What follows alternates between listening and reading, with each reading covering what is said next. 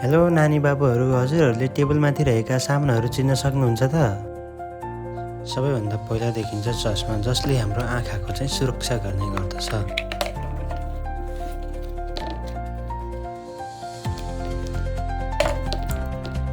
त्यही नजिकै एउटा स्टिलको कप पनि रहेको छ, जसबाट हामीलाई पानी पिउन सहायता मिल्ने गर्दछ।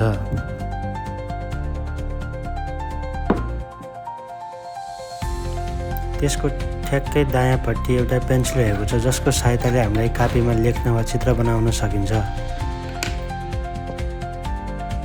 पेन्सिलको छड्के बायाँपट्टि एउटा साबुन रहेको छ, जसको मद्दतले हामीले कपडाहरू धुन, हातहरू धुन प्रयोग गर्ने गर्छौँ। साबुनको नजिकै एउटा मोबाइल कभर छ, जसमा हामीले मोबाइलको सुरक्षाका लागि यो कभरको प्रयोग गर्ने गर्छौँ। मोबाइल कभरको माथिपट्टि एउटा ग्लु स्टिक रहेको छ, जसको मद्दतले हामीले च्यातिएका कापी कलम अथवा किताबहरू टाँस्ने गर्ने गर्छौँ।